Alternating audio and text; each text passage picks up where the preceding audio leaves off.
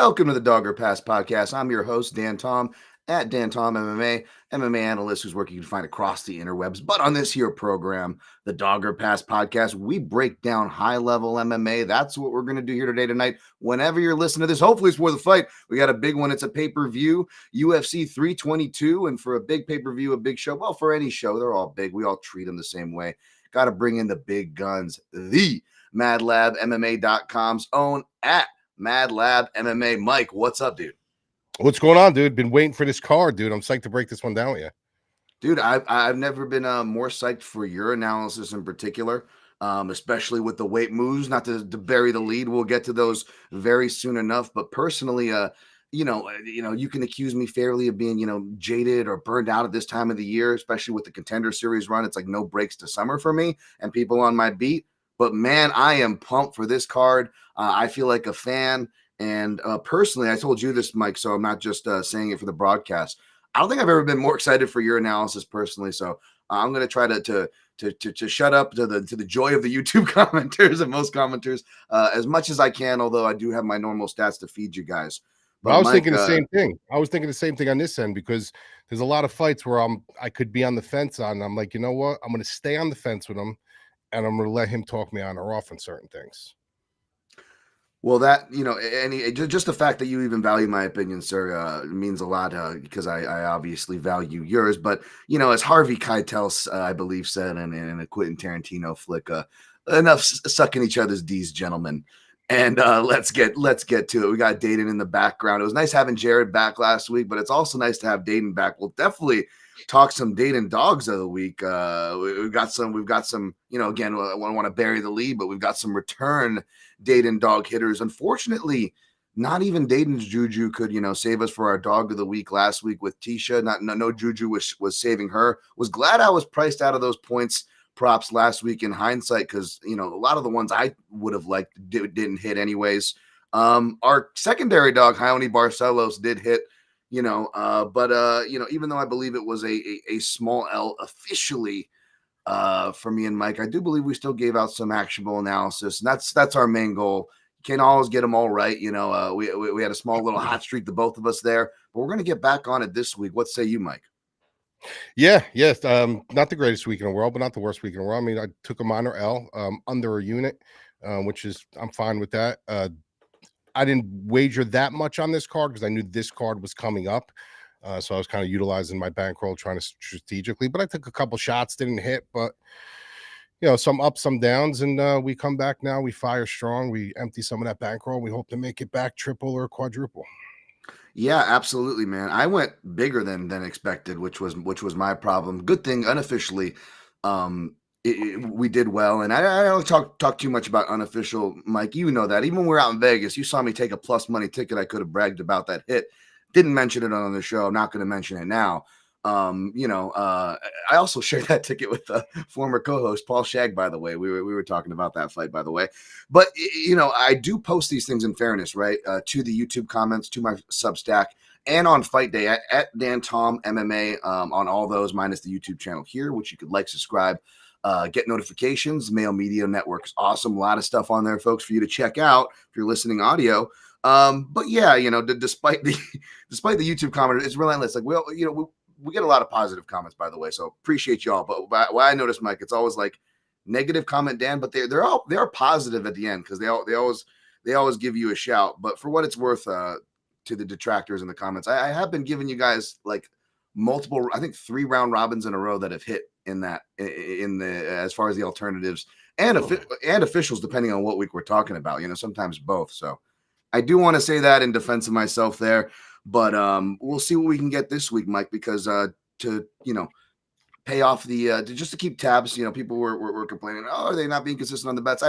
I paid off multiple catch up last week's, folks, and we're both trying to get a hold of some movies. You were saying Irreversible is hard to get a hold of, and I'm having trouble finding a Serbian film, the uncut version, because I want to take the full punishment there. But we are staying on top of those, folks. I was able to break the losing streak of that though with Randy Brown and Bonfim in the main event. So yeah, you don't got to pay it off today or anything, Mike, but I just wanted to note that for the listening audience. And maybe next week or something, we'll we'll come through with some shots or something for you guys. Sounds good.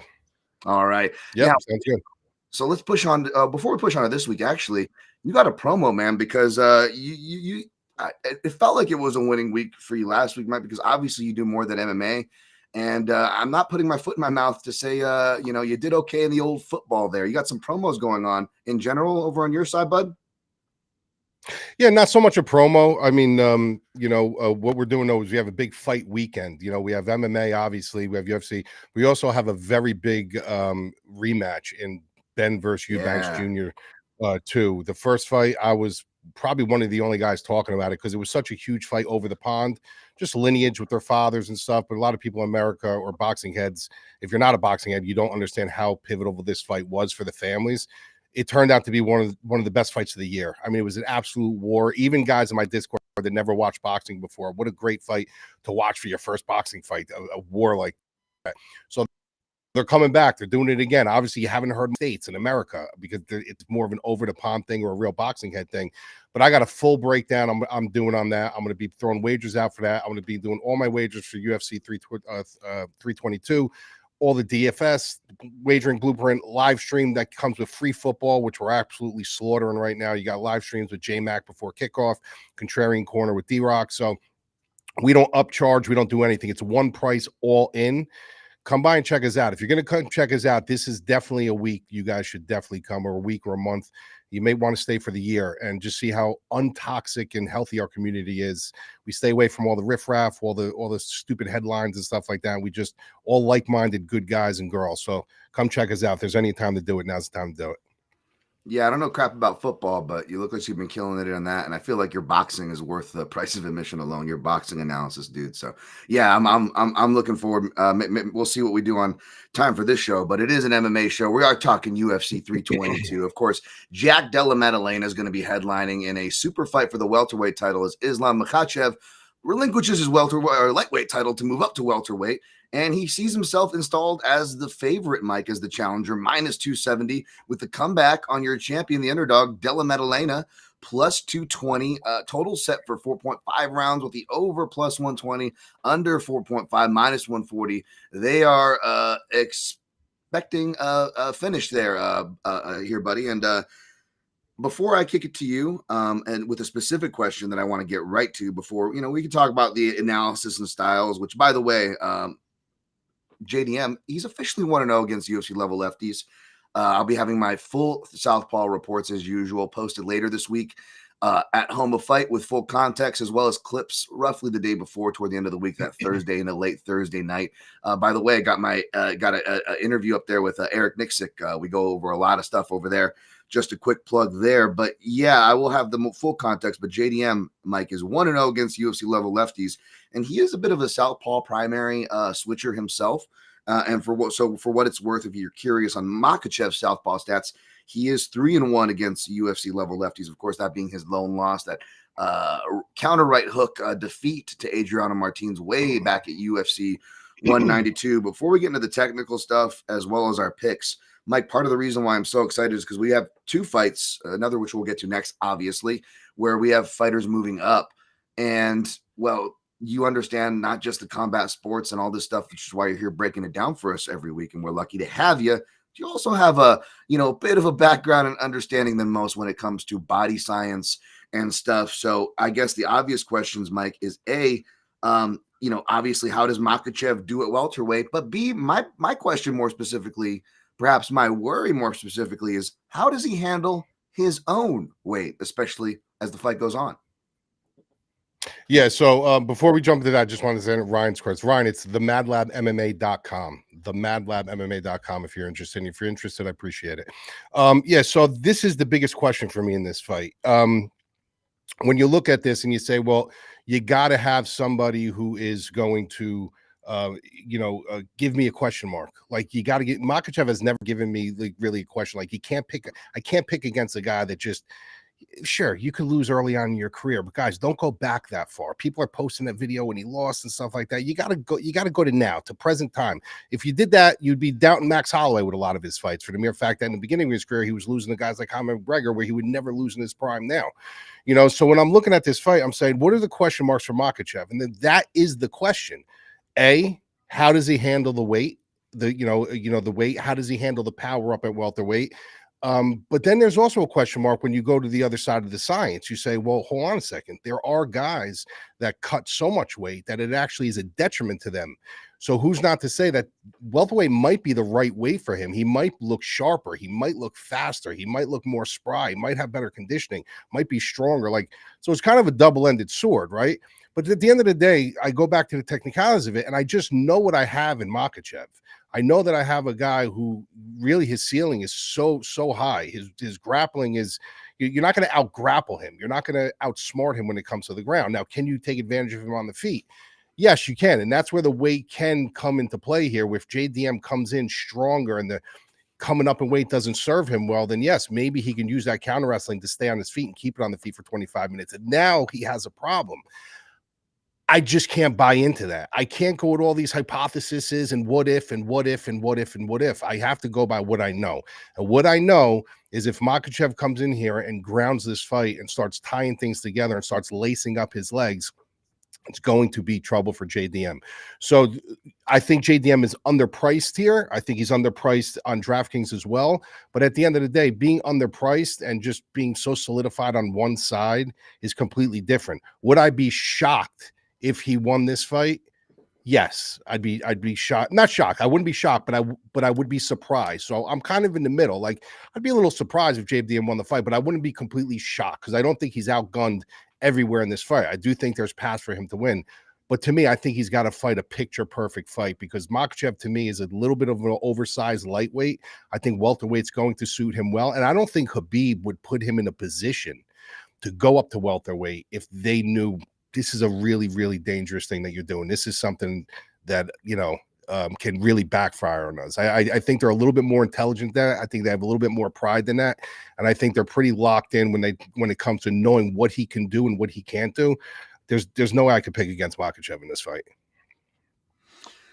Yeah, I like what you're saying as far as, it could be a good thing for Makhachev, right? I know a lot of people are pointing to, his past positive test.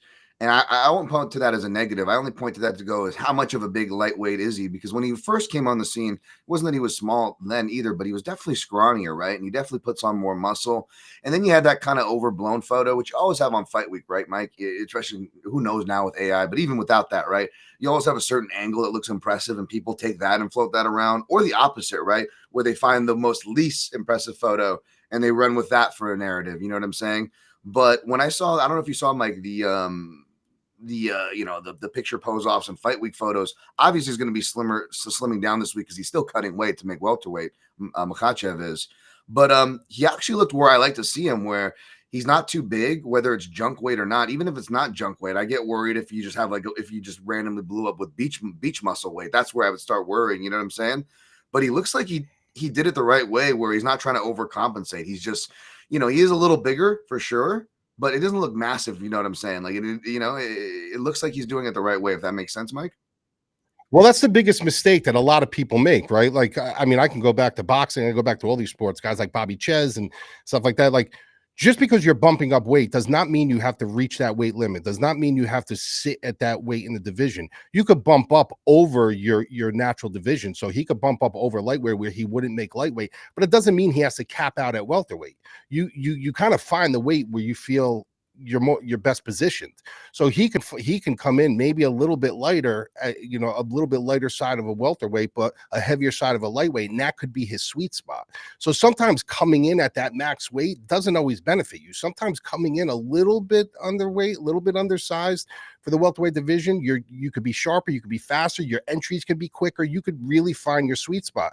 So you don't know, like maybe lightweight was a struggle for him, and I've seen some of it with his weight cuts were bad. Right. He made it, but now he found his little bit of a sweet spot where his performance is that much better. So you don't know. I mean, there's a lot of question marks, but I got way more question marks for JDM in this fight than I do have Makhachev. It's funny. I put decent weight into the unknown, perhaps maybe a little more than you are, not to split hairs. But I absolutely agree on you on that last point, is that there's also unknowns on the JDM side, right? Which I don't think are talked about enough. And I'm curious on what your specifics are, but mine is we really haven't seen him against again, he's only 1-0 against dedicated southpaws against Danny Roberts, who he beats in the first round.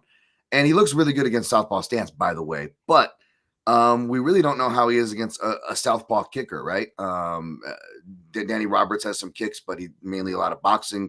Pete Rodrigues was one of those southpaw looks. That was obviously a short notice, stubby boxing lightweight who, I don't even know if he was able to even get a win. No offense to Pistol Pete there. But yeah, JDM, we haven't seen him against that. And I feel like his boxing style, as much as I love it, as much as it's underrated, he is kickable, right?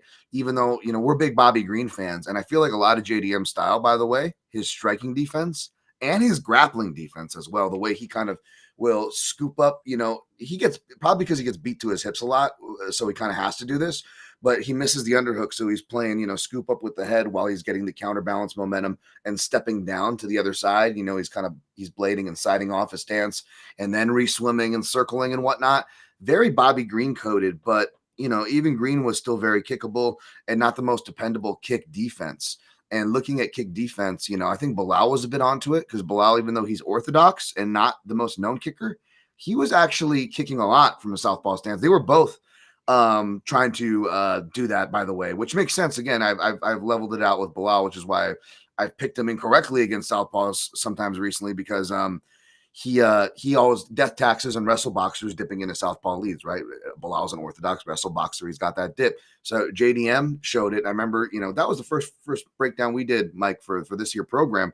And I remember saying, even though I didn't pick JDM, I said, and I suspect he can offensively imitate the southpaw kicker. He's got a good front teep and can build and he's got some underrated kicks himself. It's going to do him well, and it did. It was just funny to see Beneil try to do the same thing, and I'll include those clips with my southpaw report later in the week, folks, so you guys can better see and understand what is Dan yammering on about. It's that I just don't like his kick defense in general, especially from that southpaw side, and Islam Makhachev with that kind of hitch that he has. It's tough. You don't know if it's a knee. You don't know if it's a front kick or, a tie kick or question mark style tie kick. He's got different variations and levels once he can take that initiative as the southpaw. And, more importantly, not even just the kicks, the knees that I also mentioned are going to be live, because one of the notes I got here, Mike, is that Jack Della really has, again, those dipping propensities. He also dips forward, not just to the side and dipping off to his jab where he can get kicked there. He also dips forward and can be kneed. I know he offed Dariush Burns with the knees. He's got really good knees himself. But back to the questions, Mike, how does he do against these things? And, then there's obviously the grappling, which is what kind of sealed the deal for me. I've been the biggest turtle defender. I posted that cool clip showing like his scrambling style and how that relates to one of my favorite jiu-jitsu guys, Eduardo Telles, who inspired Craig Jones, who then trained Volk, and Craig Jones and Volk are in the JDM camp. So they're going to have him well trained for a lot of these things. But ultimately, and I'm saying this as a turtle guard defender, when you turtle out, everybody's like, no, it gives your back. No, it gives your back, which is true. But what it also gives is it gives you the front headlock. And that is the problem I see for this fight, because Islam Makhachev has that short arm Dars. Moise, I don't know if you're trying to quote The Wire in there. I love The Wire, brother, but I saw you predict Islam arm triangle from guard. Arm triangle, probably the second most likely if I had the gun in my head to pick what are the submissions he chooses. But number one choice, I believe, is that Dars. I'm not saying to go play it. I don't even know what it's listed for you exact outcome nuts out there, but that's kind of what I see for this. Mike, do you want to interrupt, step in? Do you disagree with any of that?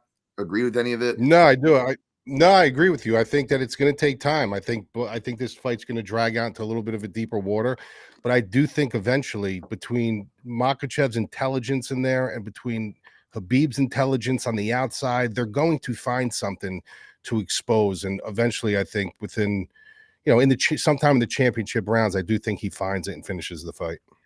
Yeah, and I think the single leg's going to be key. That's where he chains to and from. And if you look at it, when I was explaining that Jack Della kind of takedown defense, he'll go 2-on-1, which also works for the single. Again, when in doubt in wrestling, grab a wrist, right? And but the wrist control master is Makhachev. And furthermore, that defensive style that I was just saying that Jack Della does, it really gives your front hip away.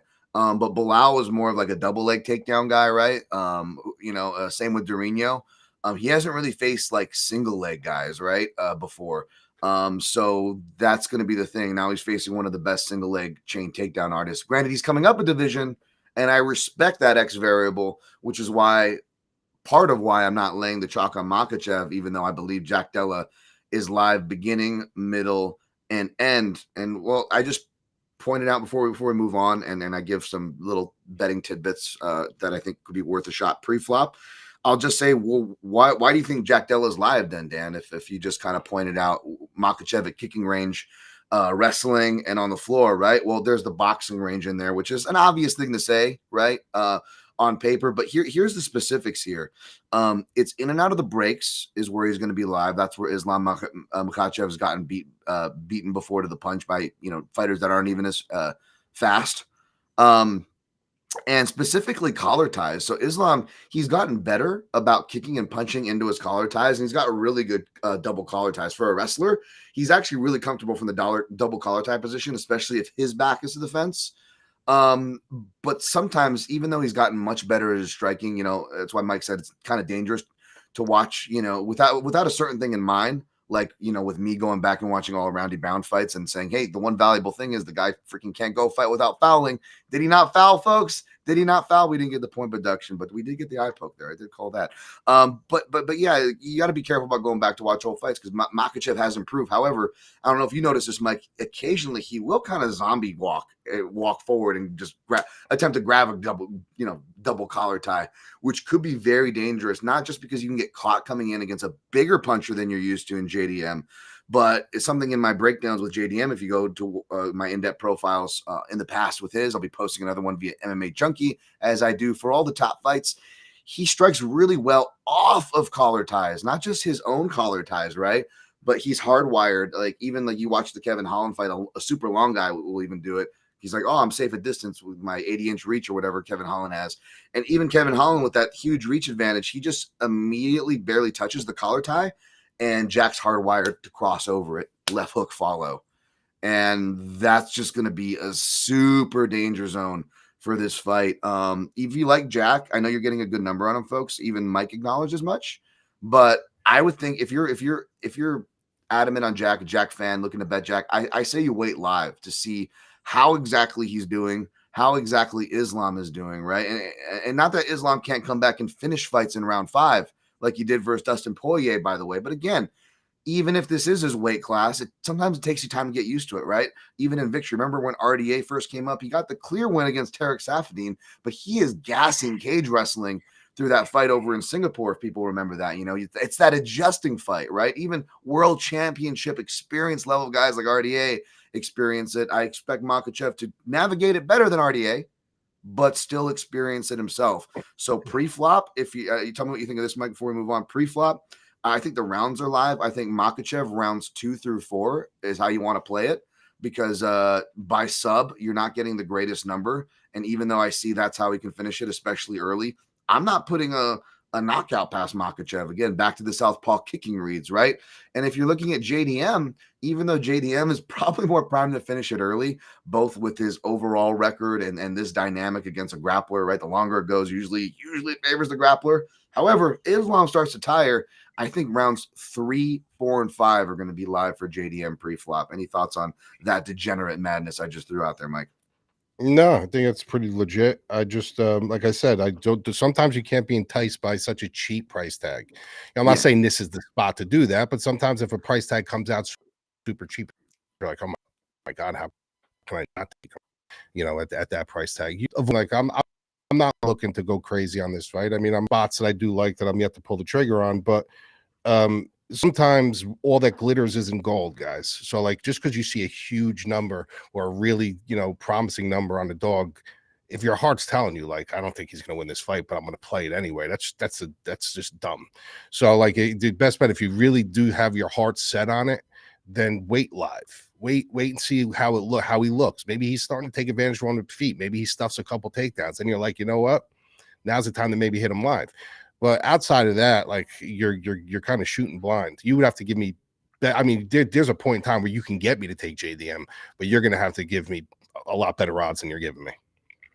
Yeah, and maybe some incentive. Maybe you got Makhachev in a parlay, for example, this weekend, and it's not looking well. Maybe you just look at the live line to buy out. It's not a great line, but you get enough to maybe buy out as a hedge or something if that's your style of play.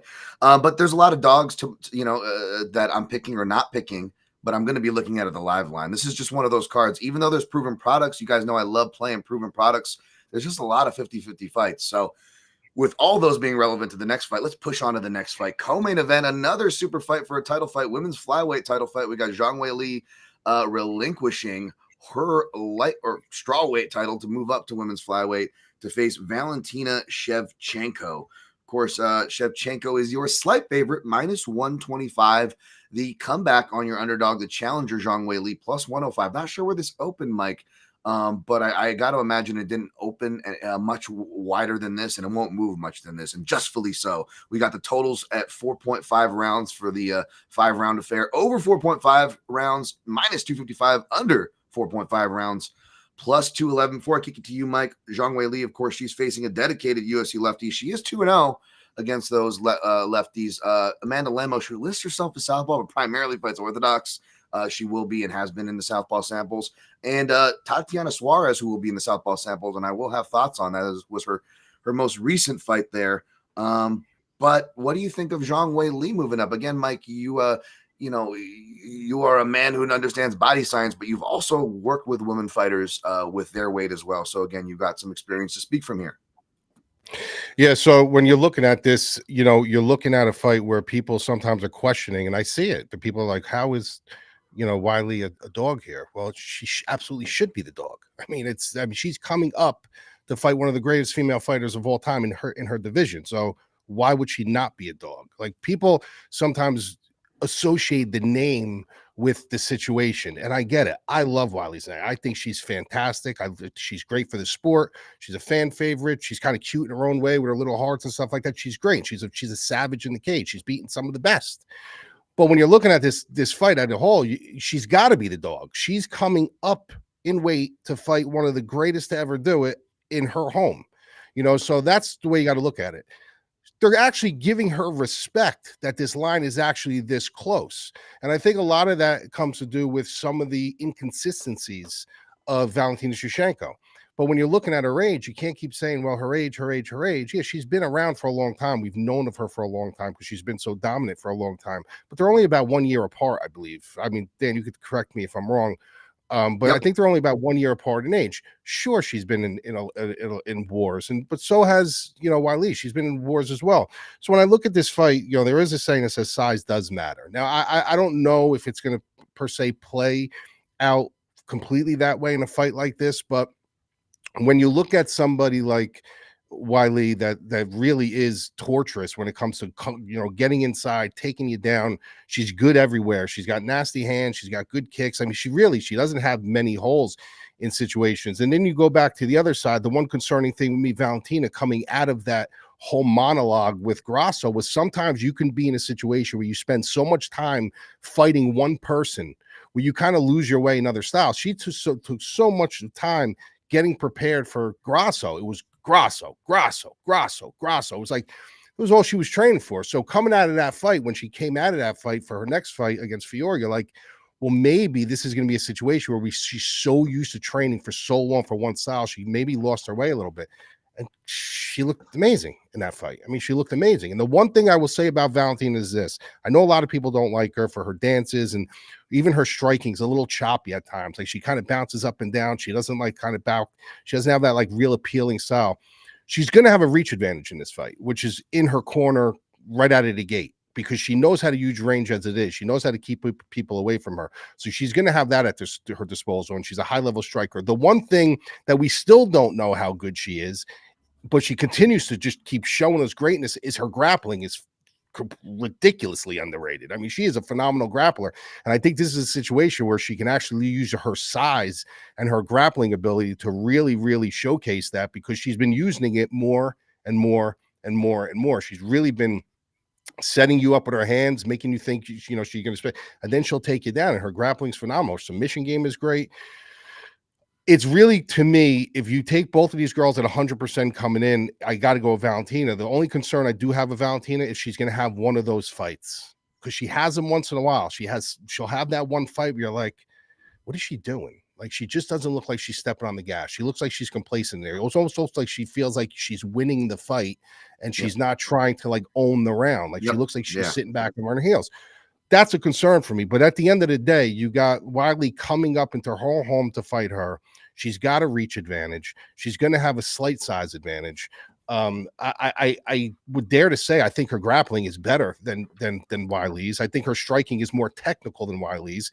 It's really going to be does Valentina absolutely show up for this fight? And that's really the question. But I got to go with the champ. I got to go with Valentina.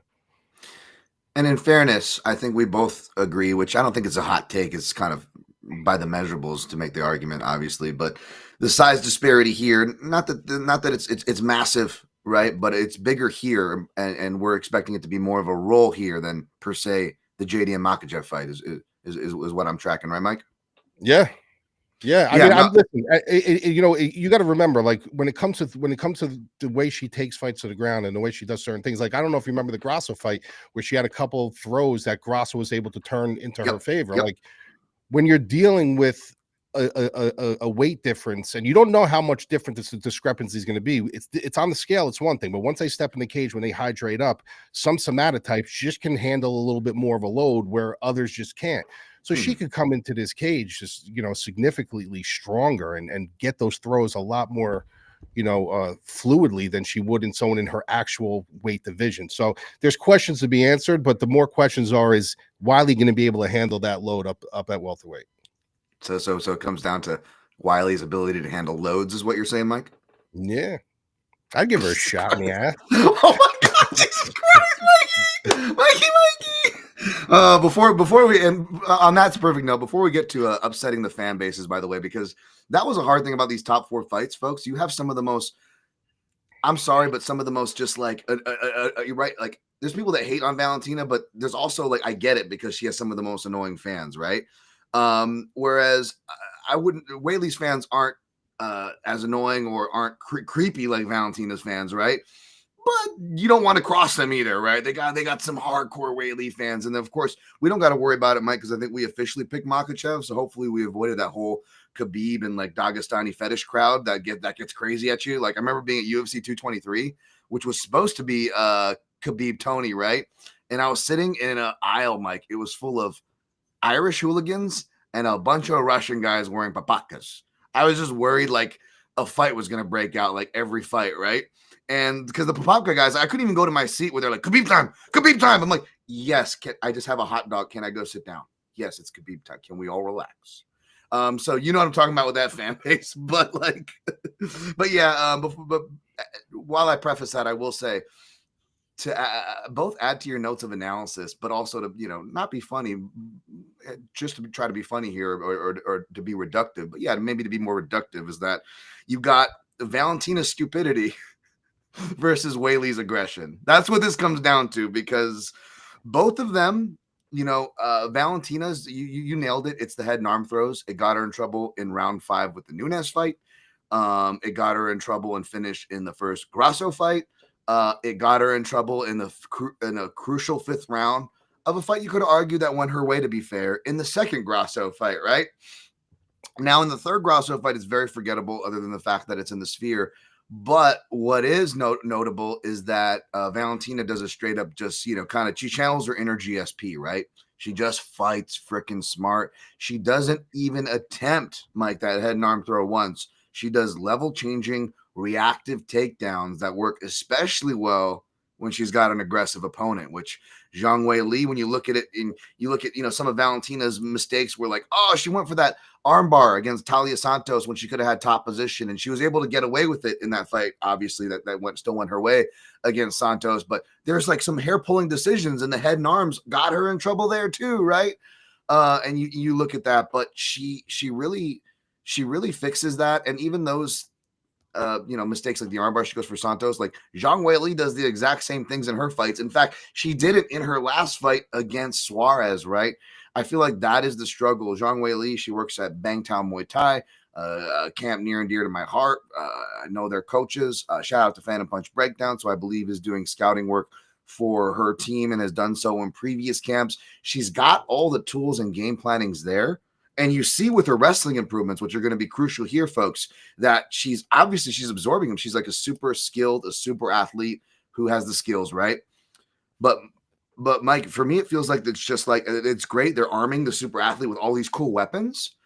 But when it comes to, I don't know if I'm explaining this right, but like foundational fighting style, fundamentals, sticking to maybe a game plan of some consistency, I feel like that's where her inherent aggression kind of works against her, like in Tony Hawk Pro Skater back in the day, when me and my friends would play against each other, you try to combo your grinds to get more points. And we fuck with each other. Pardon my French, right? Like going, oh, Mike, you getting greedy there, Mike. You getting greedy?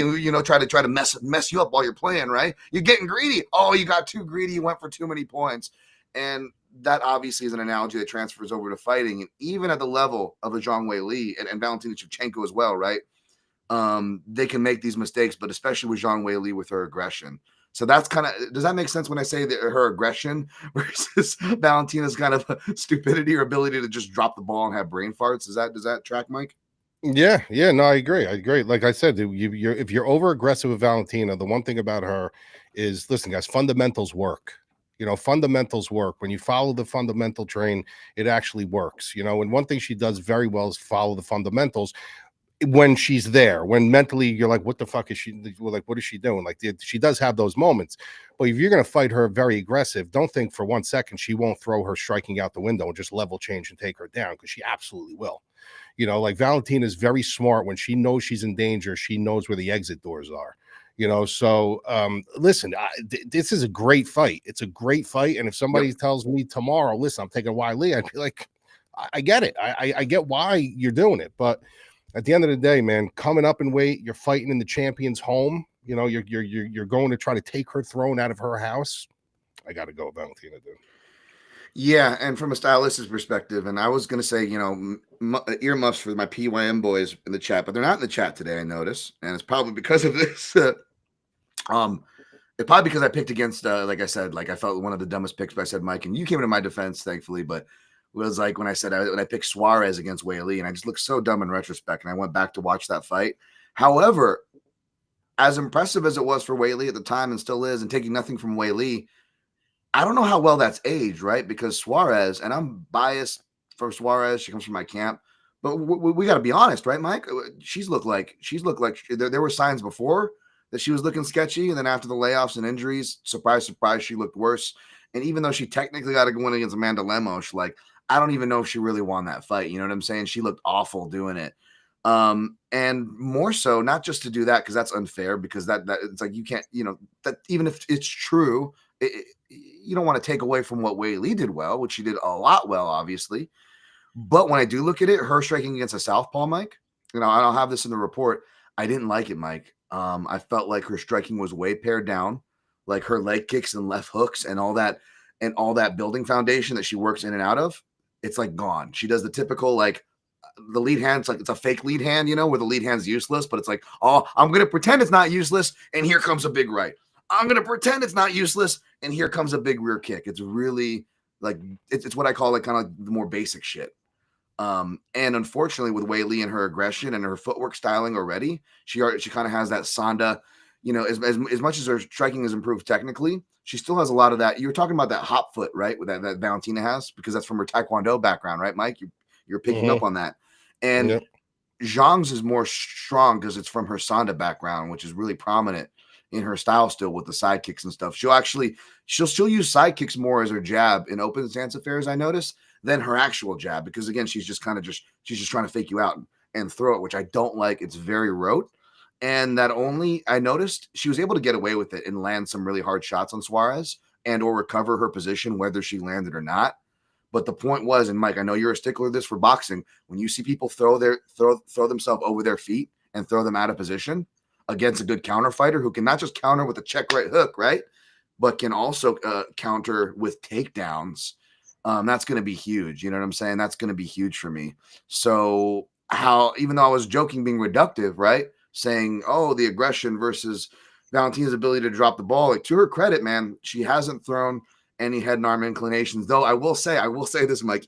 I picked this up watching the Fierro fight this last time around.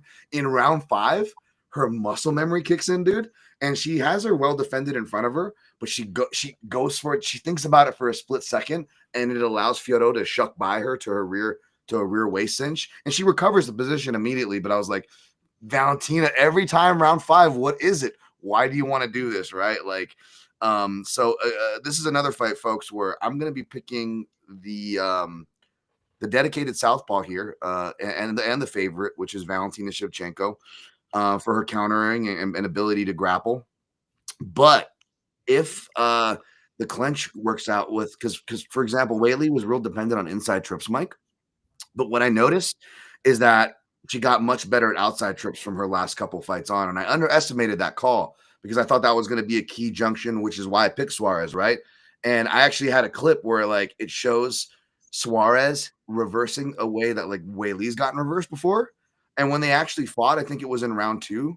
You actually see Weili hit that reversal that she's been hit with in the past. That Suarez hit people, but of course it was reversed, right? Because I got to look like a fucking bigger idiot. But yeah, she's really good at chaining that. And Valentina, I went back to look at how she gets taken down. Unless it's a well-timed takedown, it's mainly outer reap takedowns. So, Weili has shown an ability to chain to and from those.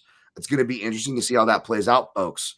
And if Valentina is not controlling it as easy as it is, because usually when you look at it, her past 115 fights, when she goes against Jacek moves up, when even athletic powerhouses like Andrade moves up, right? She takes these girls down right away, first 2 rounds. And if they're able to survive like Jacek was, they are depleted, and she's still able to show the ability to even outstrike that level of striker, which Jacek, I know she got knocked out by Zhang Weili and beaten twice, but I actually scored that first fight for Jacek for what it's worth, folks. I think the damage obviously showed too much. But yeah, my point is here, folks. Sorry I went long. It's a really exciting fight. But if you like Weili here, nothing wrong with it, obviously. I just would say, again, just like the JDM fight, wait live. Wait to see how she's doing live. Because pre-flop, stylistically, sorry for Weili fans. I love Weili. I would love to be wrong here. But if I'm being honest, right, Mike, we got to go off our evidence and certain things. I just feel like, the bigger women usually wins out. Shout out to my guy, Aaron Bronstetter, who points this out. No matter what the combination of weight classes, flyweight's going up to bantamweight, strawweight's going up to flyweight. Generally, that as crude as it is to say size matters, it really does, kind of to Mike's point, when you come to these female divisions even more so. So give me Valentina Shevchenko. I'm waiting for a points prop. I don't see one on Zhang Weili, because that interests me, Mike. But I'd say wait to bet Zhang Weili live if you want plus money on, or if you want a better. Yeah, agree. Yeah. All right. Sorry for the long-winded there. Just all that long-winded. Mike's just like, yeah, I agree. I'm just kidding, Mike. You're good. We're on the same page so far, so nothing to go head-to-head yet. Will we be head-to-head on this next one? We got Sean Brady versus Michael Morales. Sean Brady, this one opened kind of as a pick'em, I believe, but money has trickled in and somewhat stayed on Brady in the minus 140 range with a comeback on your underdog Morales, plus 120, over 2.5 rounds, minus 150, under 2.5 rounds, plus 130. It feels like between the totals, the money line, and the movement, they're not really sure about this fight, but at the same time, I don't think we can really disagree that Sean Brady, maybe not by a huge margin, but that he's favored. I don't think, regardless of our pick, we can disagree with that. Or do you disagree with that, Mike? No, I think he should be the favorite. I actually think Sean Brady is really, really the one thing I do like about him is he knows what he's good at, right? So many times when you see like Michael Morales in his last fight against Gilbert Burns, you know what Gilbert Burns is great at. You know what he got him there, but he fell in love with the home run hit, and then all of a sudden he went from this high prestigious grappler to a guy who could strike. And listen, he can strike. He does have power in his hands and stuff like that. But at the end of the day, what got him to the dance was the fear of his grappling, and he kind of abandoned that. So when you look at Gilbert Burns on his resume, you're looking at Gilbert Burns, and like the old heads like us think like, well, he faced a pretty good grappler. But we also look at the means of he's really not a grappler anymore. Like he like Gilbert Burns just transversed his game into like a striker. So when you go through his entire resume, Michael Morales, you say, yes, he's got knockouts, first round knockouts, stuff like that. But who really tested his grappling outside of Neil Magny? I mean, you got Burns, Magny, okay, Jake Matthews. Really, I mean, he give or takes the fight. He doesn't commit to really anything. Max Griffin, Adam Fugitt, Trevin Giles, and Verenikov. Like, no one's really pushed him for 15 minutes and said, look, this is what I'm good at, and this is what I'm going to make you deal with. Now, on the other side of the spectrum, you look at Morales' reach. You're like, all right, well, if he can keep it on the feet, he's got a significant reach advantage, length advantage, range advantage, which is all true. But when you're on your back, I don't care if you have a 10-inch reach, it doesn't matter. I don't care if you're 3 inches taller, it doesn't matter. Everybody's the same height when they're on the ground. It's all there is to it. So as long as Sean Brady commits to what he's been committing to, get inside, get on the hips, lock him down, use that thick frame to kind of bully his way to the ground, get his Brazilian jiu-jitsu going from position before submission, make sure everything is positionally sound. I don't see him losing this fight, so I'm going with Sean Brady. Yeah, and by the way, folks, I love this main card. I've got profiles on all these fighters in depth for the most part. So if you just go to Google, Dan Tom, Michael Morales breakdown MMA Junkie, you'll see a bunch of his stats. And one of the things that stands out always to me on his little stat record is that he's a freestyle. I know it's Ecuador, maybe not the most known wrestling market, is what I mean to say there. But he's a champion of freestyle wrestling. But I really wasn't too impressed with his wrestling. And speaking of South America, I was talking to my guy, one of my most respected analysts in this space, as well as my guy Mike here, but Feño X Guy over there on the artist formerly known as Twitter. And we were talking, we weren't really impressive with that wrestling that did happen in the Magny fight, that lone sample that Mike just correctly mentioned, right? And even though this isn't the small cage, and even though when I tend to bet against the hype products, it tends to blow up in my face, and that will be the way that Morales can win this fight, by literally blowing up Sean Brady's face early and abruptly. You got to bet the known products, right? That's what I like about these cards. And even though we had known products in the top 2 fights, we have unknown X factors that I respect, which is the weight move. It was things we would joke about, like not wanting to piss off volatile fans for plenty of reasons, folks. I actually want to avoid betting the top 2 fights as much as possible, but the bets start here, folks. I actually took Sean Brady. I didn't think it was a bad price. Obviously, the better price is if you got him at even money, but for me, minus 150 or under is playable chalk. And even though it's minus 140 to minus 150 on average at the time of this recording, I'm not sure how much lower it will dive back down. And I saw a minus 135 line before we got on the show here, Mike. I had to hit it and run 1.35 units just for a unit return to maybe cover up a dog shot that I have coming. But that's all I really got for this fight. Any crazy objection to that, Mike? No, I do not. All right, well, let's move on to the next one then, shall we? We've got another, again, it's moving that at welterweight division. Leon Edwards versus Carlos Prates. Carlos Prates opened as a slightly bigger favorite, but money's been coming in on Edwards, trickling slowly. Prates minus 190, still your favorite. Edwards, the former champ, come back on him, plus 160. Over 2.5 rounds for this 3-rounder is minus 130. Under 2.5 rounds is plus 110. With the totals, it feels like it's pick a side and ride. As far as the sides and southpaw stats go, before I throw it to you, Mike, Edwards 5-1 against UFC level lefties, so he's got a real positive record there. Of course, that lone loss was a split decision loss in his debut over in Brazil on short notice to grappler Claudio Silva, new level. And of course, Carlos Prates is 1-0 against UFC level lefties, beating Jeff Neal in his last fight. However, I did do a southpaw report on him that I'll be adding to, and again posting this week, yada yada yada, on Prates, and he actually looks really comfortable in that southpaw stance. Really fights well. That didn't seem to be the problem when he fought Gary, Mike. It was more just the pace management issues. His first 5-round fight, big names, a decent step up, you could say, all those things. Well, he's been through that and showed to come through the other end okay against Jeff Neal. And Edwards, although he's 5-1 before I kick it to you, stats can always be deceiving. A lot of those victories, man, almost all of them, he's been knocked down or rocked, right? He gets, again, the left hands become the potent shot, like I always say in southpaw versus southpaw matchups. Brian Barberina blindsides him with a left-handed rear uppercut. Nate Diaz in round 5, he's got that kind of Valentina Shevchenko syndrome, right? Arguably the 2 best neutralizers in the men and females division, Shevchenko and Edwards. Also, 2 people who can do some really funny, weird stuff in round 5, for better or worse, right? Odd similarities there, but the point is he gets rocked by Nate Diaz in round 5. Rafael Dos Anjos, a shorter notice round 5 opponent, a lightweight, and was able to actually knock him down with leg kicks. Why RDA didn't go back to that in that fight, I won't understand. But the point is, and I'll have more details and stuff on this later, the point is the stats can be a bit deceiving. I'll break down more on that later. But Mike, which way are you leaning to this fight? is there value on the former champ here, or did they get the favorite right?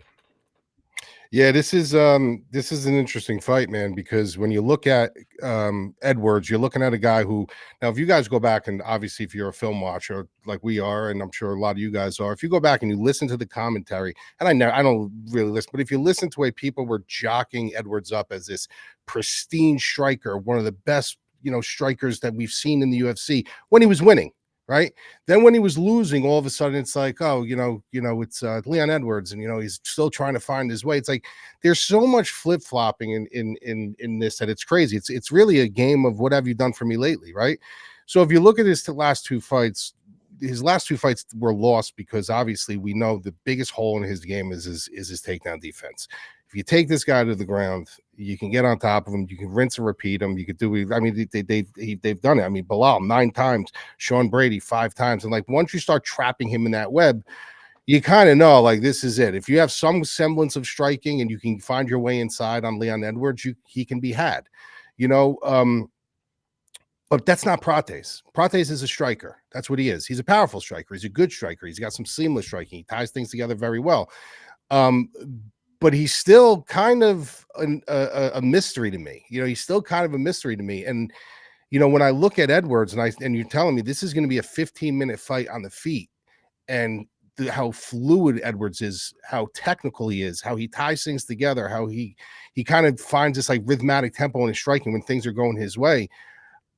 I'm leaning Leon Edwards in this fight. And the crazy thing about this is I understand everything you just said. I understand about him getting rocked, and all that stuff. But at the end of the day, when you look at some of the guys that rocked him, I mean, you had Usman that put him down. You had Covington, despite what you say about him, he had some great hands at one time in a couple of his fights. Nate Diaz is a little bit, kind of weary, but that was at the end of the fight when he got caught with a shot when they were both tired. But my concern most with that is not the knockdown, not him getting knocked down. My concern is, where is he here? Where is he here? Yep. Like when your corner has to talk you back into a fight and say, Leon, my boy, what are you doing? What are you doing? And he kind of he's sitting in the corner and he losing all confidence, but then he throws up that head kick, that magical head kick, and he knocks him out. And all of a sudden now headshot bang. Like you were defeated mentally in that fight. Like you were just going through the motions in that fight. And sometimes that can happen to him when he starts losing. That nightmare creeps back into his head and he's like, oh my God, here we go again. This is a repeat. This is deja vu. Like he can't do that. He's got to understand, like, he doesn't have that much pressure on him anymore. He's not the champion anymore. He's got a couple L's under his belt. The UFC's not going to cut him if he loses this fight. Like, there's not a situation here where he should have this, but he should go in there and fight just fluidly and loose, bro.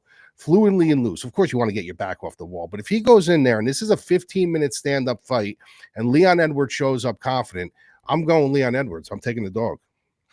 It's funny, Mike. That was my initial read. You know what I'm saying? So if it comes through, maybe this is another time where I should have stuck with my gut, because this is a classic spot. The vet, the southpaw vet, stymie, neutralizer, counter fighter doesn't get a lot of credit. This is like a spot where Dan Thompson, older guy. Oh, Dan Tom with those, right? The soggy D specials out of Pepe Sylvia. But I don't know what it is, man. I'm not feeling it here. One of the things I got to go back and rewatch is that Covington fight. Even though I was probably a defender than Covington than most on that run, making some good money off him especially because the public was always betting against him. I don't know how impressed I ever was with his hands, so to speak, but I will say that from memory, I remember Edwards not looking as good in that fight as I want to remember.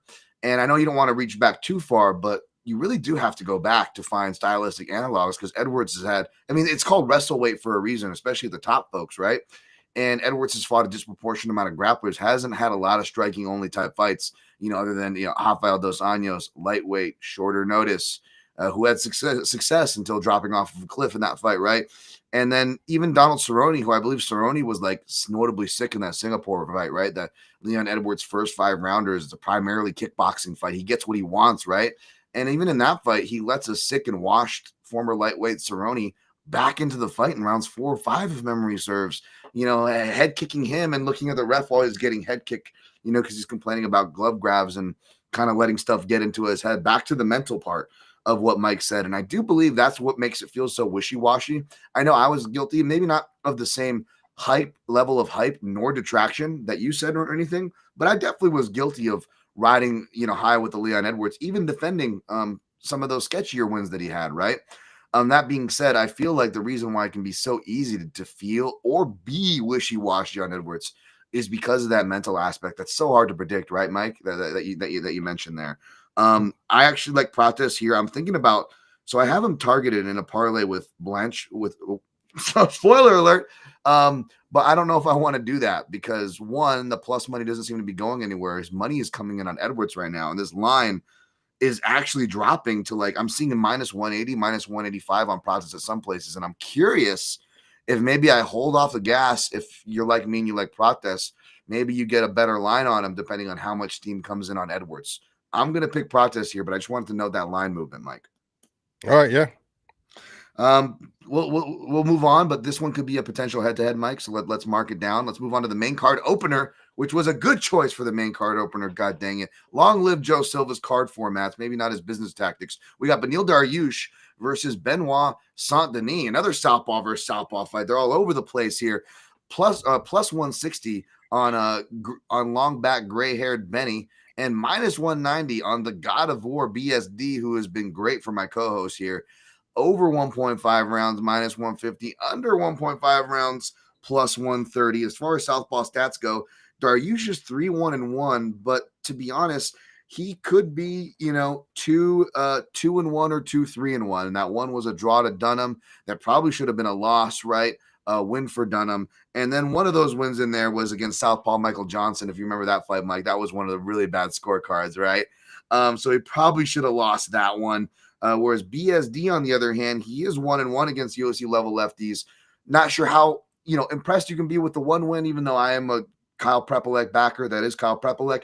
And that being said, I don't know how much you can go at BSD for the one loss he has, right? Because that is to the Dustin Poirier, late stage as he may have been. Real curious. You going back to the well? Is this BSD round 2 again for you, Mike? Yeah, right. Well, so listen, I on a realistic note, when I look at this, when you take both fighters and you match them up stylistically, the better fighter all around is Beneil Dariush. He's the better grappler. He's the better striker. He's the more knowledgeable guy in there. The more level-headed guy in there. The more patient guy in there. So all those things are in his favor. But what is the ultimate elixir for that? When you're in there against somebody that is better than you. I mean, Beneil Dariush, for all things considered, is the better grappler and the better striker, the better fighter, all-around fighter. But the elixir to that is chaos. You can bring chaos and you can nullify all that. And all that stuff goes out the window because now they can't be patient. Now they can't utilize all these, all this symmetry in the cage to try to, get you to bite and fight at his speed. If you bring the chaos to somebody that's a better fighter, they all of a sudden now they have to fight. They got to fight within that chaos. They can use technicalities within that chaos, but you still got to fight within that chaos.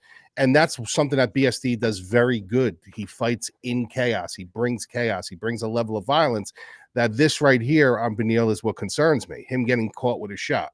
I think if BSD fights really clean and patient and he comes in very uncharacteristic, then yes, he can absolutely lose his fight.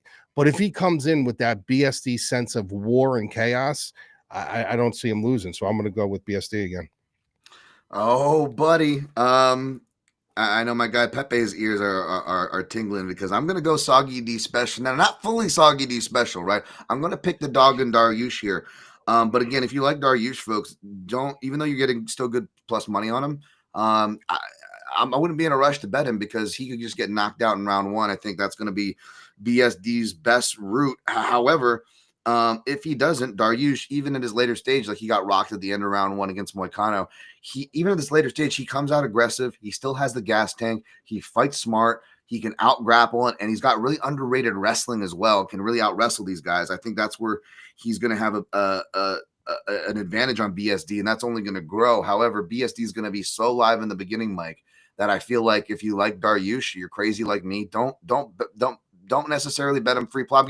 Yeah, I'm not telling you what to do with your money, folks. I'm like the least guy to do that, and I'm like the most free pick guy. Yet still on weeks last week where I say CLD dog or pass, even though I'm picking Tulio, I still got blamed in the comments for talking people off it with my analysis, which if they listened to, they would have made money because there's people that are listeners of this show, longtime listeners of my last show, who have text messages that can prove that I was saying, hey, yeah, definitely bet CLD. That's dog or pass there, bro. And they made money. So I didn't talk anybody off that shit. So don't accuse me of that. But what I will say is that maybe consider looking at Dariush. If he survives round one, you might not get as good of a round number, but I still think you can get a decent number, because I still think even if BSD doesn't finish him, BSD traditionally has really good first rounds, right? And that's usually Dariush's worst round. So I feel like that dynamic is going to be there. But Mike, we got another head-to-head that we could go. We could have the Bane and Pink guy battle with. Looks like here. Yeah, possible. Very possible. Very possible. Again, but we'll see how the Southpaw versus Southpaw striking stacks up. I'll have more on that for you guys with my Southpaw reports, though I do believe that if you're a big rear-sided guy, the left hand's obviously going to be super live to knock out Dariush. But St. Denis' best weapon of that rear kick is extremely limited, only to the legs, which will probably get him taken down if he does that against a guy like Benny. So let's see if Benny can keep his chin intact. I will not be surprised, folks, if he is knocked out, by the way, especially with me picking him. So let's move on to Bo Nickal versus Rodolfo Vieira. Really excited to talk this one about with you, Mike. Got minus 250 for Bo Nickal. Guess the internet's not hating on him that much because the market still loves him. With the comeback on Rodolfo Vieira, plus 200. That's a nice number. I'm not sure that looks like it's fleeting. Maybe it'll come back. We'll see. We'll talk about that in a second. Over 2.5 rounds, minus 145. Under 2.5 rounds, plus 125. Yet another southpaw here, folks. Of course, that is Bo Nickal. I know he's not known for his striking, but if you're curious, Vieira is 0-1 against UFC level southpaws. That is his loss to Chris Curtis, which I'm a Chris Curtis defender, supporter, lover of sorts, right? And even I can admit he did much better in that fight, even in a loss, than I thought, Mike, against Chris Curtis. I still got to go and review his fight against Andre Petrovsky. Petrovsky is one of those annoying guys who lists himself as orthodox or switch, but will fight like one fight completely orthodox, then we'll fight another fight completely southpaw. It's all those middleweights that do this shit too, like Dalcha.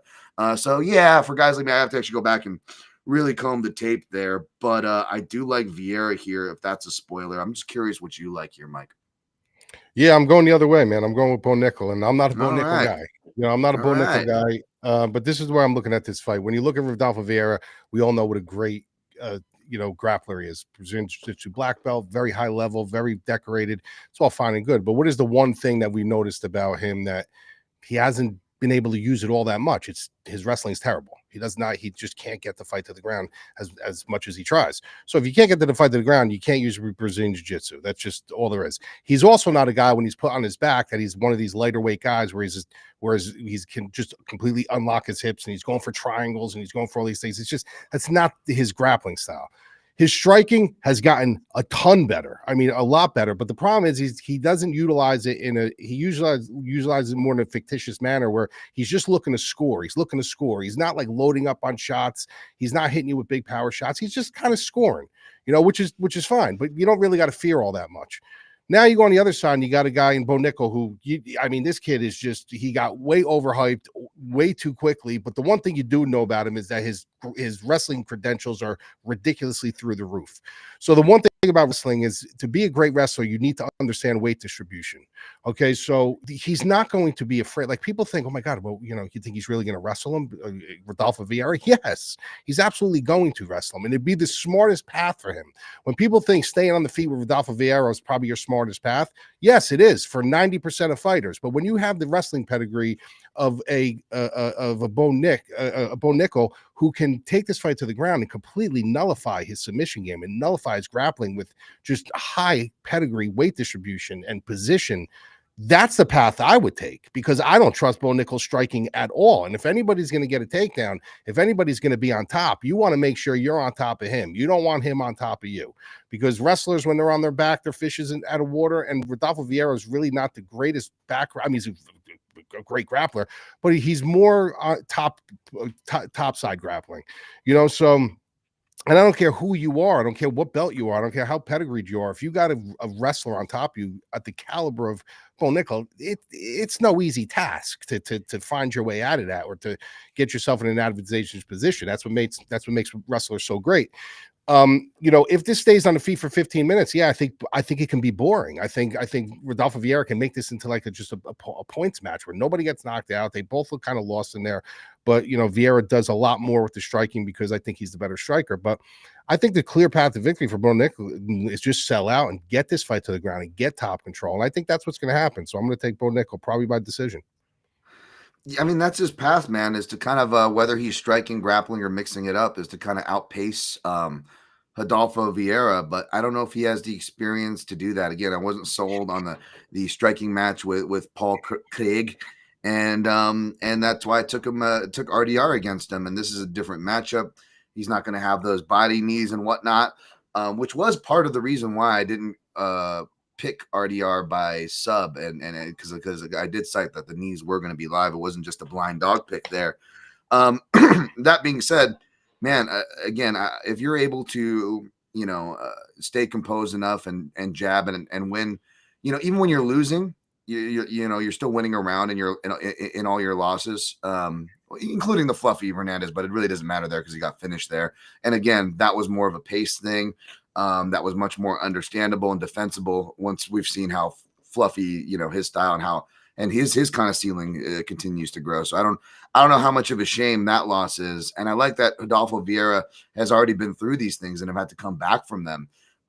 So yeah, I actually like Rodolfo Vieira a lot in the spot. I feel like it's a very winnable fight for Bo Nickal. And even though I'm actually not surprised to see him as the favorite here, I'm not being like wrong guy favored, run to the bank. Like that's not what I'm saying here at all. Like I get it, but it also just feels like a real wait and see spot. Like, even if you're picking Bo Nickal, I don't know how much in a rush.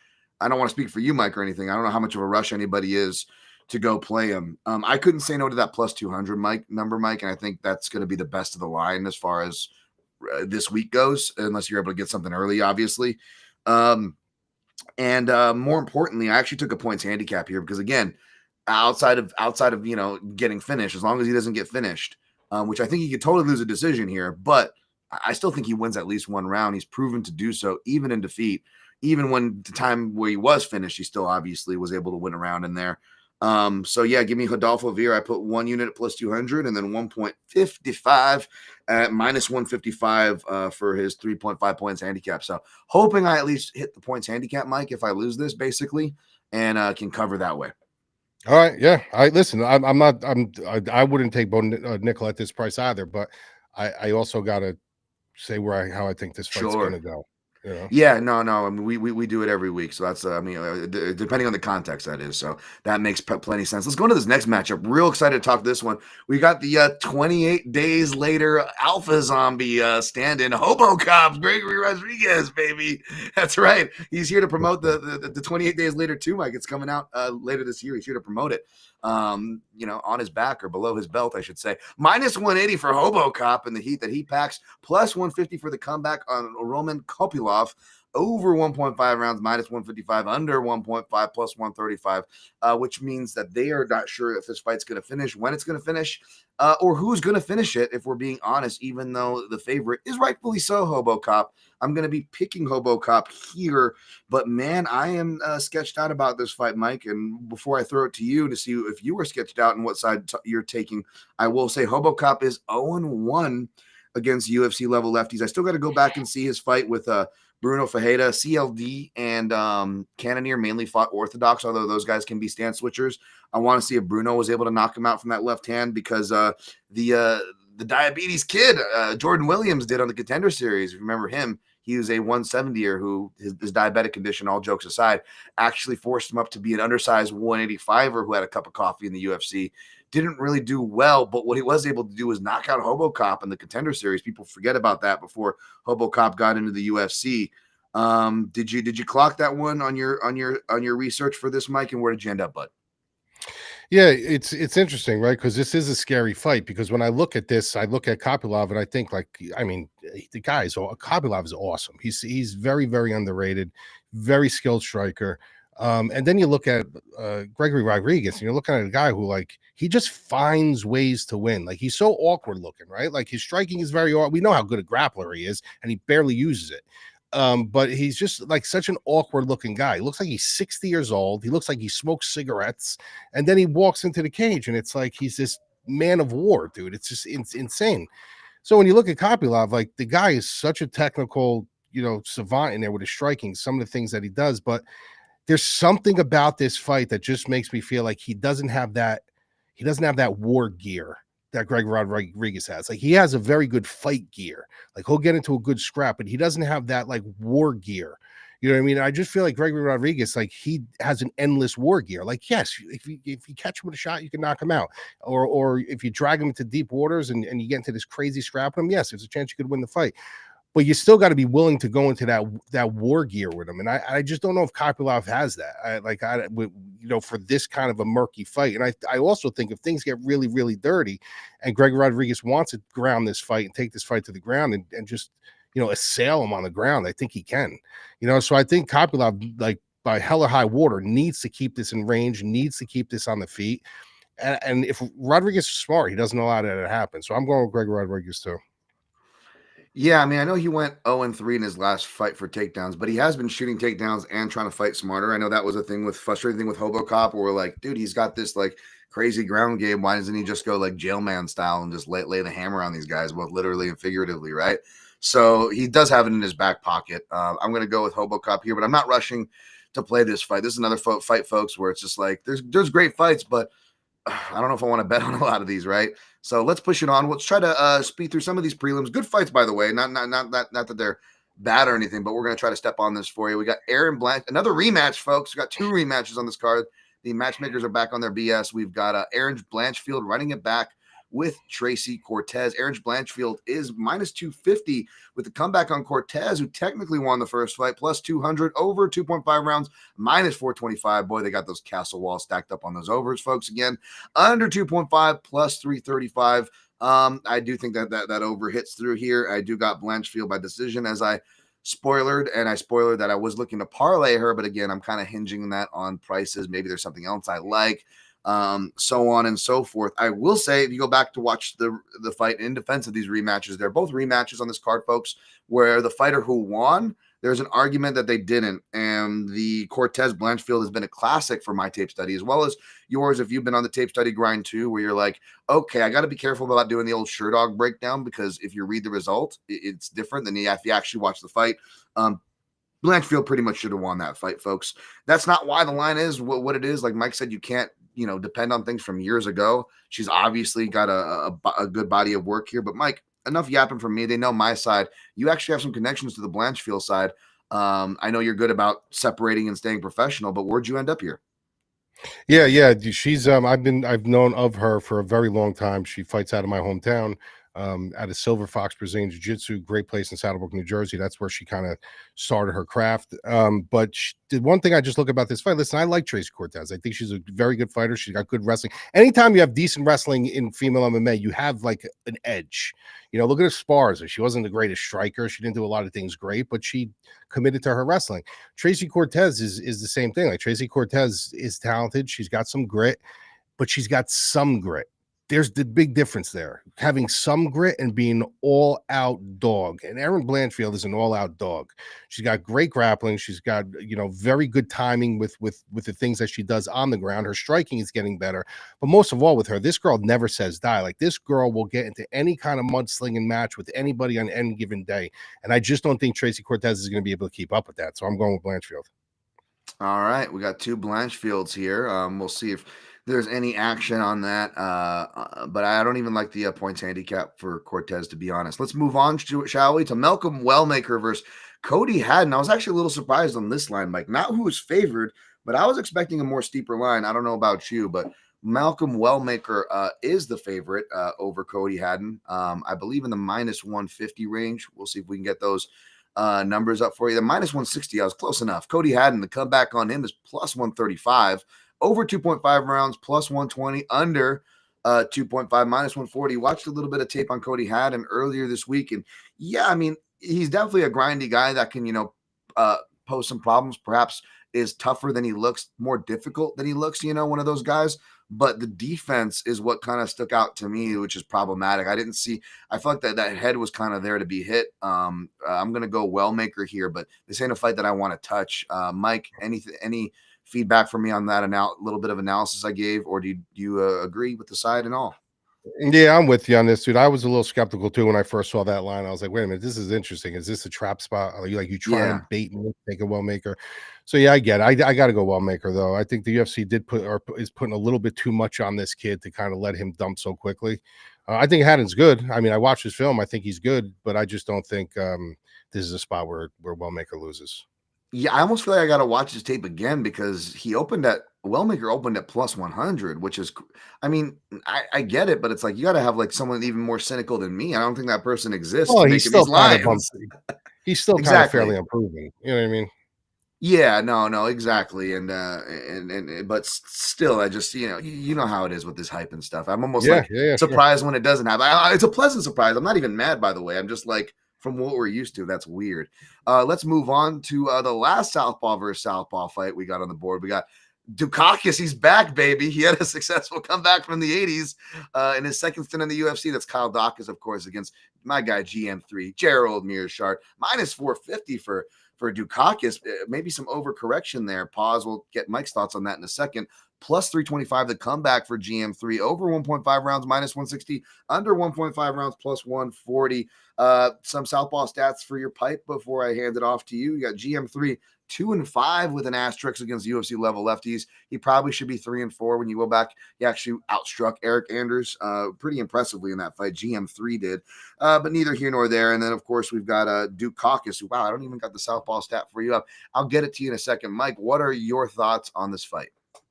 Yeah, Daukaus was one of my dogs when I went on that big dog streak against Pereira. Mm-hmm. Interesting, right? Meerschaert, you never can count him out. This is a guy who, has got a sick grappling game.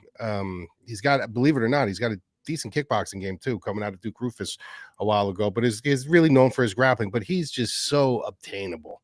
He's so obtainable. So it's so hard to pick him in the spot, especially Daukaus coming off a huge win, kind of refreshed, got a second breath of life in the UFC.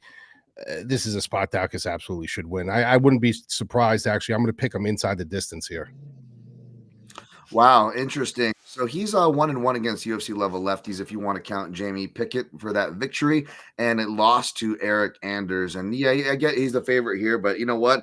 I'm probably gonna go soggy. I'm probably gonna again, this is like one of those picks like the Monster app pick, right? Which, by the way, I can throw away picks on a crazy week like that and still went 9-4 with the Bulgarian and the other fuckeries were the only other losses on that card.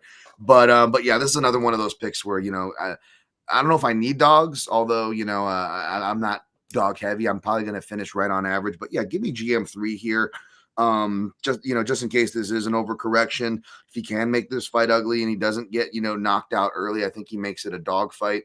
I'm not going to rush to bet GM3 even live or anything like that, folks. Maybe I throw his money line if I'm desperate and drawing dead for the round robin, but I got a lot of potential legs for that, which I'll feed you guys at the end here. But yeah, just put me down for a not so serious pick on GM3.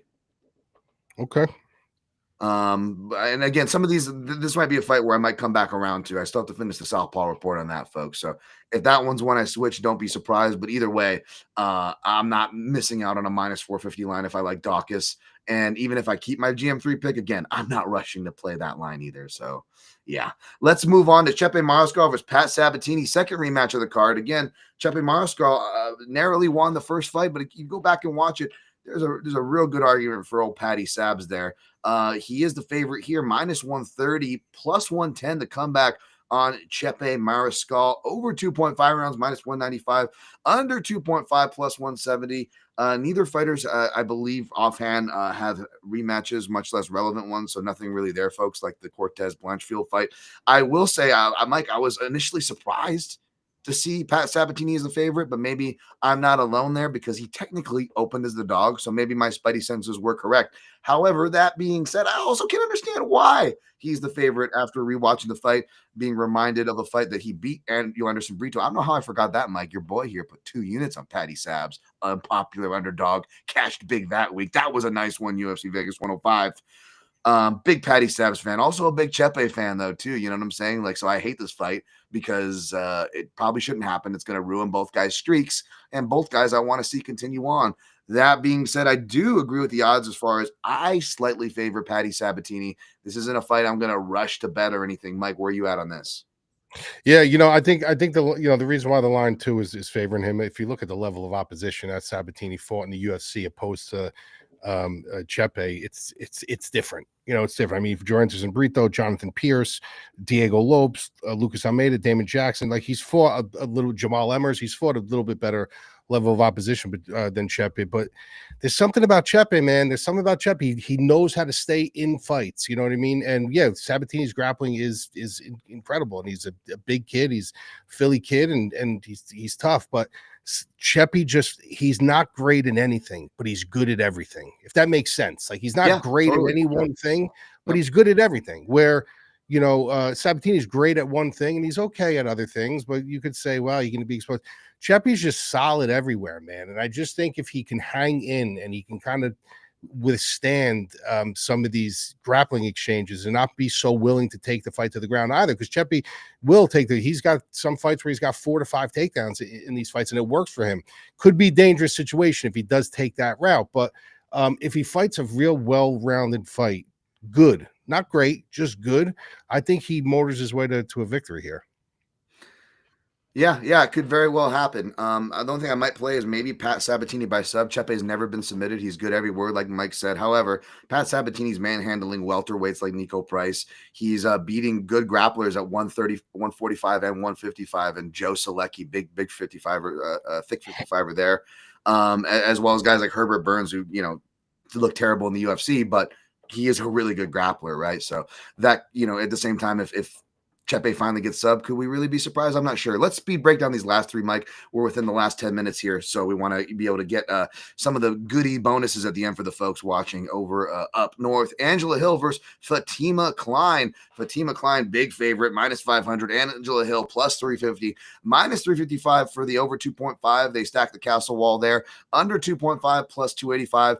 I feel like the over is more worth the play considering the money line here. My pick's going to be Kline. I don't think she gets a round 3 finish like I predicted, and cashed for you guys in a nice 2-legger for like 30 plus 3,400. I believe Jimmy Crute was on that same card. One of those many things that I always put in the YouTube comments. One only bets I looked on here, Mike, was +250 for Angela Hill's points handicap. Looked kind of sexy, but I probably won't even touch that. The pick is Kline. No pick, no real play here. You? Yeah, just 2 things to say. She's bigger, and she's 15 years younger. That's all I got to say. Yep. 15 years younger. Not 10, not a decade and a half younger. Give me 15 Kline. Yep. All right, the next fight is Dana White's boy versus Dayton, producer Dayton's boy. We got Bang Sayer Susurkaev versus Eric Mechanical. Have you gotten your conjugal yet? Mechanico.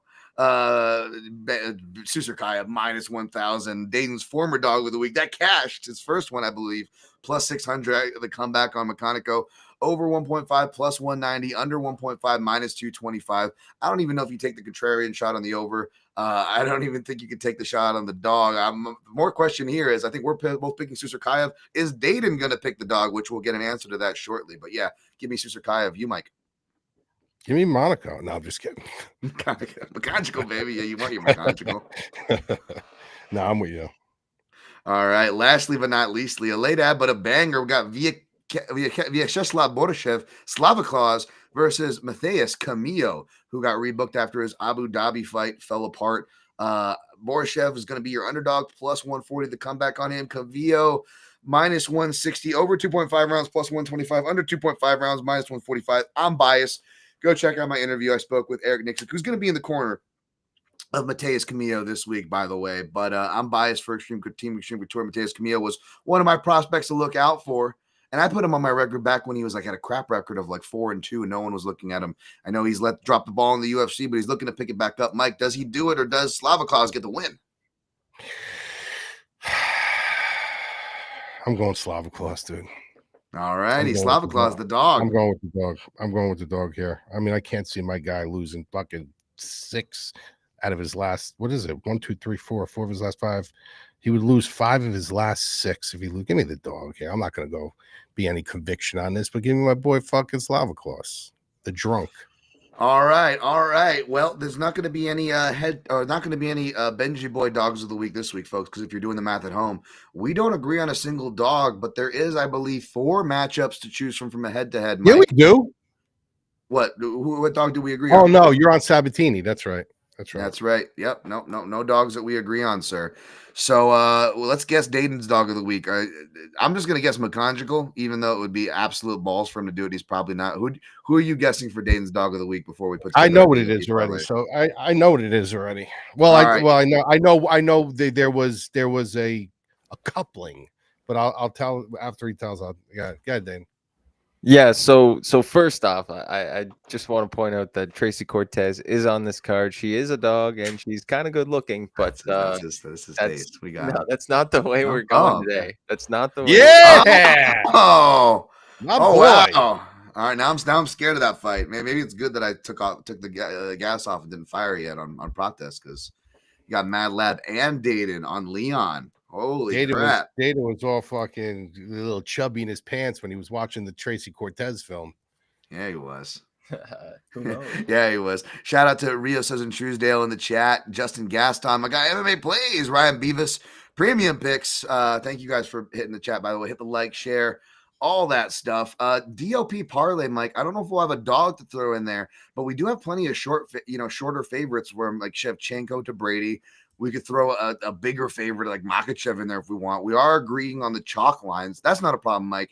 My question is can we find a plus money prop of a fight where we're both on the same side of to spice up a 3 to which how we know, especially with you, Mike, we'll end up with the 4 leg here. I'm sure we'll have 3 chalk lines, but we need a plus money line. My point, Mike, before we break from the people here. Were you on all right, so we're both on Brady, right? Yeah, right? we're both on Brady. Yeah, but I don't know if he's finishing or getting by a decision. So trying to find some. No, but we got money to there. add Yeah. we got to add legs to Brady. the parlay now. Brady, so you want to put Brady in there? Valentina. Yeah.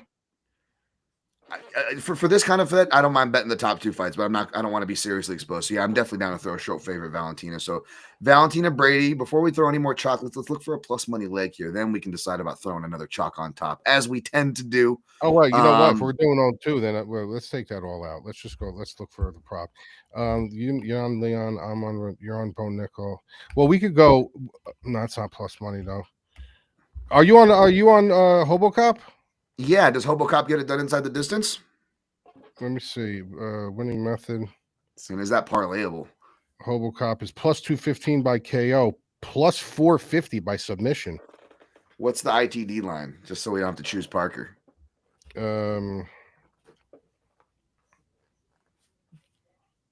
of victory. Or what about Wellmaker inside? Gregory Rodrigues is plus 130 inside plus the distance. 130. What's Wellmaker inside the distance? Are they giving us a gift on that line as well, since they're making his money line kind of a arguable gift? We'll see. Wellmaker winning minus 125. No, 125. Not much better. So I would rather go Hobocop, and although I would enjoy that Wellmaker in there because it's probably going to hit. Wellmaker's plus 120 on mine. ITD. Did you feel better about that than Hobocop? Probably, yeah. Yeah. Okay. So let's add that, and then we're probably going to need something else because these aren't the most sexiest. They're short favorites, but it's also a short plus money, right? So, here we got Fatima Kline by decision. Boom. Would be what? Or what about Blanchfield by decision? Blanchfield by decision. I think Blanchfield can sub her, dude. So what about just adding her money line then? So we got 3 money lines. We got Shevchenko, Blanchfield, and Brady. Shevchenko. It's not letting me parlay the inside the distance in my spot, but if it does for yours. So you're looking at plus 825 for those 4.